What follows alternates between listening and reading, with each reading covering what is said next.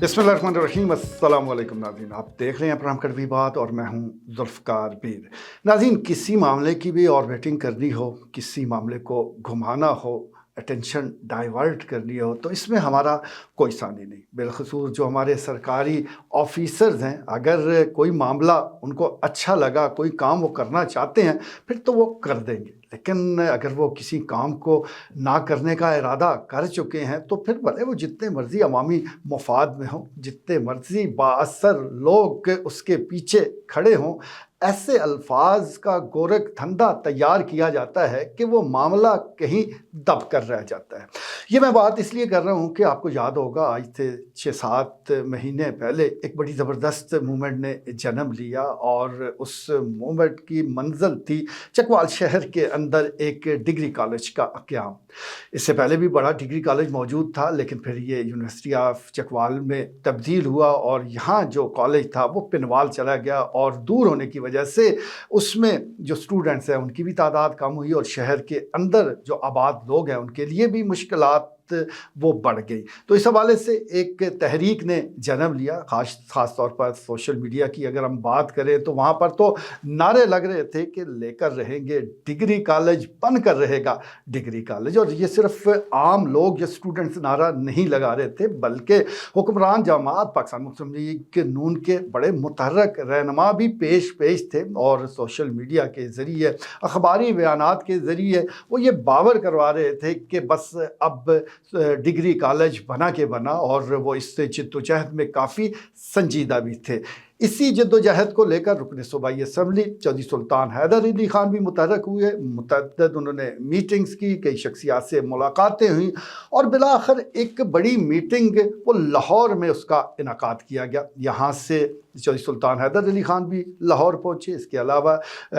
Vice chancellor university of Chakwal और registrar भी यहाँ से उस अहम मीटिंग में शिरकत के लिए लाहौर गए और सेक्रेटरी एजुकेशन समेत दीगर जो ऑफिसर हैं वो इस मीटिंग का हिस्सा बने। उस मीटिंग के दौरान ये साबित कर दिया गया कि यहाँ पर स्टूडेंट्स की तादाद बहुत कम है, यानी 150-200 के करीब है। इसीलिए यहाँ कॉलेज बनाने की ज़रूरत नहीं है। हालांकि हकीकत इसके बिल्कुल बरक्स थी और इस पर हम एक तफसीली प्रोग्राम पहले कर चुके हैं जिसमें हमने पूरी डिटेल आपके सामने रखी थी कि जो एक्चुअल तादाद थी वो 2000 से ज़ायद थी, लेकिन बतदरीज उसको कम किया गया और जो कम तरीन तादाद थी वही इस मीटिंग में पेश की गई और उस वक्त इत्तफाक राय हो गया कि यहाँ एक अलग से डिग्री कॉलेज बनाने की कोई ज़रूरत नहीं है।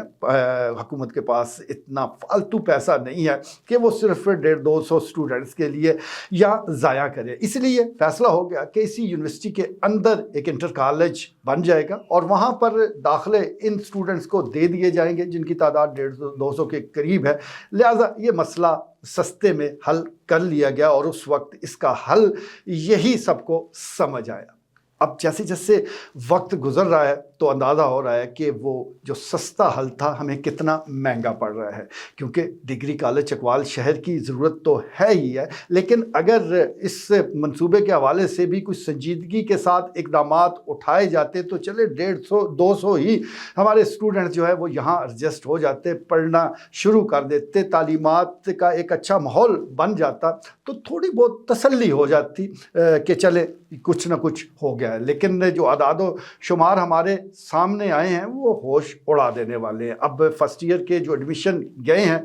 हमारी इतला के मुताबिक टोटल स्टूडेंट जो हैं वो 31 थे और जो जिनके एडमिशन भेजे गए उनकी तादाद, कुल तादाद 27 है। और एक ये भी इतला मौजूद है कि ये जो एडमिशन भेजे गए हैं ये प्राइवेट तौर पर इनको भेजा गया है, क्योंकि अभी यहाँ कॉलेज रजिस्टर्ड है ही नहीं। अब इस हवाले से यूनिवर्सिटी ऑफ चकवाल का मौक़िफ़ बड़ा अहम है और इस सिलसिले में हमने कोशिश भी की थी कि उनसे रब्ता हो जाए, किसी ज़िम्मेदार बंदे से रब्ता हो जाए, लेकिन बदकिस्मती के साथ ये रब्ता ना हो पाया। बहरहाल हमारा प्रोग्राम इस मकसद को लेकर हाजिर है, जब भी यूनिवर्सिटी ऑफ चकवाल कोई वजाहत देना चाहे तो हम इस प्रोग्राम का हिस्सा ज़रूर बनाएंगे। लेकिन फ़िलवक्त की जो इतला है वो तो यही है और ये इंतहाई तशवीशनाक और मायूस कुन इतला है, क्योंकि 27 जो स्टूडेंट्स हैं उनके एडमिशन जाना, भले वो रेगुलर भी चले जाएं, तो आप अंदाज़ा कर सकते हैं कि ये कितनी कम तादाद है। कहाँ 2000 से ज़ायद स्टूडेंट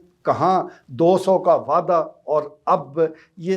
27 رہ گئے ہیں، اور اگر اللہ نہ کرے صورتحال کو تبدیل نہ کیا گیا تو اگلے سال تو یہ 27 بھی نہیں بچیں گے، کیونکہ کچھ اور ڈیولپمنٹس بھی ایسی ہوئی ہیں اور کچھ اور نوٹیفیکیشن بھی سامنے آئے ہیں جس کے مطابق جو یہاں پر ایچ-ای-ڈی کے جو پروفیسر صاحبان تھے جو اس وقت یونیورسٹی آف چکوال کا حصہ بنا دیے گئے تھے، تو اس حوالے سے ان کی جو یہاں موجودگی ہے وہ بھی عارضی ثابت ہو رہی ہے، کیونکہ سینڈیکیٹ کے ایک فیصلے کے مطابق جو نوٹیفیکیشن ہم نے دیکھا ہے اس میں یہ واضح کر دیا گیا ہے کہ یہ جو پروفیسر صاحبان جو کہ اب کئی ڈپارٹمنٹ کے ہیڈ بھی ہیں، جس میں انگلش ہے، IR ہے، اردو ہے، ان ڈپارٹمنٹ کے ہیڈ بھی یہ ایچ-ای-ڈی کے پروفیسر صاحبان ہی ہیں، لیکن ان کی اپنی جو جاب ہے وہ خطرے میں ہی ہے، اور اس نوٹیفیکیشن کے مطابق مارچ 2025 تک ان کی ریپیٹریشن ہو سکتی ہے، یعنی ان کو یہاں سے پھر شفٹ کیا جا سکتا ہے۔ چلے مے بی کا لفظ استعمال کر لیا گیا ہے، یعنی کچھ گنجائش چھوڑ دی گئی ہے کہ آگے چل کر یہ فیصلہ ہوگا، لیکن ایک تلوار تو لٹک رہی ہے۔ اب ان پروفیسر صاحبان کو جو کہ